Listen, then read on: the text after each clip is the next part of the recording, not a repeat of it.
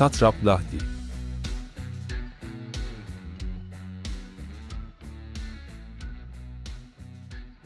Lahit, iki uzun ve bir kısa yüzündeki kompozisyonların merkezinde yer alan kıyafetli figürün satrap olarak yorumlanması nedeniyle Satrap Lahdi diye adlandırılmıştır. Ancak söz konusu figürün Pers büyük kralına bağlı bir yerli kralı temsil etmesi de ihtimal dahilindedir. Lahdi'nin kabartmalarına ve üzerindeki işçiliğe dayanarak geniş bir tarihlendirmeyle M.Ö. 440 ile 370 yılları arasına tarihlenen Lahdi'nin sahibinin kimliği kesin bir biçimde belirlenememekle birlikte Sidon Kralı II. Basillem'e ait olabileceği öne sürülmüştür.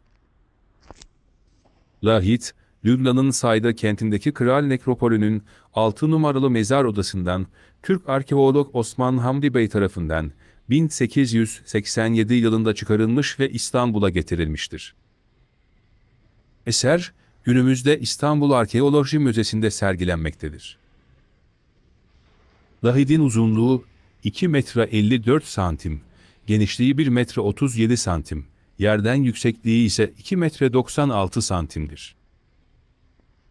Lahit, aslında kırmızı, kahverengi ve mavi renklerdedir.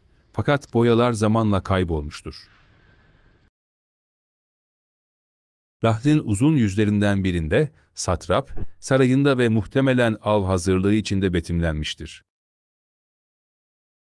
Seyisler ve hizmetkarlar, tahtında oturmakta olan satrapın vereceği talimatı beklemektedir.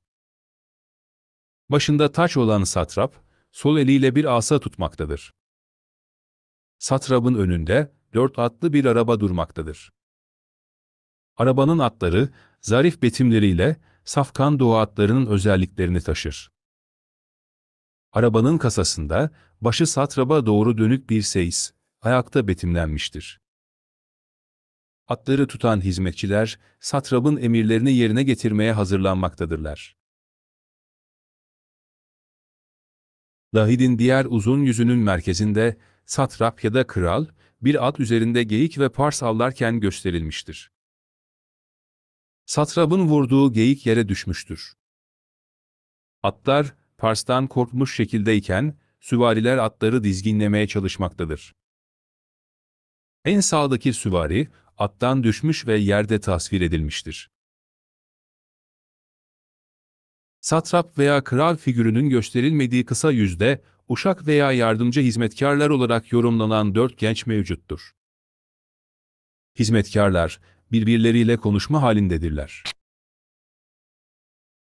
Diğer kısa yüzde ise, avın ardından saraya dönen satrap, eşi ve hizmetkarlarıyla bir ziyafet sahnesinde betimlenmiştir.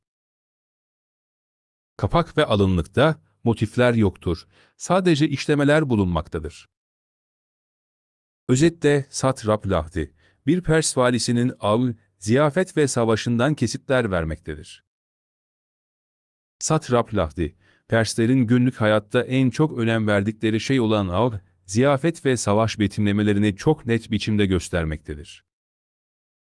Ölümlerinden sonra bile bu alışkanlıklarını göstermek amacıyla lahitlerin üzerine bu konuları işlemişlerdir.